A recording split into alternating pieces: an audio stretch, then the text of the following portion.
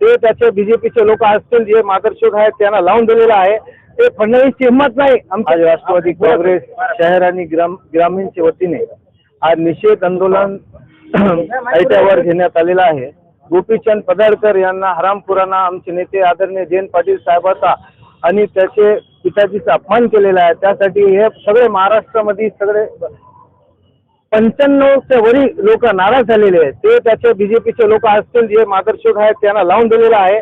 ते फडणवीसची हिंमत नाही आमच्या नेत्याबद्दल बोलायची तर असे फालतू कुत्रे लावून आणि 2-4 माणसं ते कुत्रे आहे. सगळ्याला माहित आहे महाराष्ट्र लोक संस्कृती खराब करायचं काम करत आहे आणि महाराष्ट्रामध्ये दंगल घडवण्याचं काम हे लोक करत आहे. 2014 पासून आमचे नेते आदरणीय जयंत पाटील साहेबाबद्दल जे म्हणला त्याला आमचे लोक टाइम आल्यावर बरोबर सबक शिकल्याशिवाय राहणार नाही.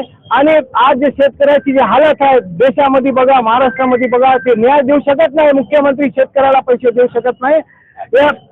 सगळे पूरग्रस्तामध्ये जे शेतकऱ्याचे केळीचे बाग असू द्या, सोयाबीन असू द्या, जे बी मूग असू द्या, ऊस असू द्या, सगळा खराब होऊन चालला.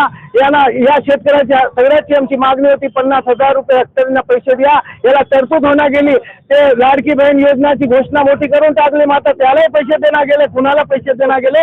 हे गव्हर्नमेंट बिलकुल फेल झालेलं आहे. आणि सगळे गुजरातला यांना सगळे जे कंपन्या गुजरातला नेलेल्या आहे. हे निवड जे तर हे गव्हर्नमेंट फेल झालेली आहे. त्यासाठी ते काहीतरी लावून द्यायचा आणि काहीतरी दुसरा वेगळा करायचा. ते जोडे कायचे धंदे त्यांना जे केलेले आहे त्याला आमचे राष्ट्रवादी काँग्रेस पक्षाकडून बरोबर तसंच उत्तर देण्यात येईल आणि जोडे मारण्यात येईल त्याला. जय हिंद, जय राष्ट्र.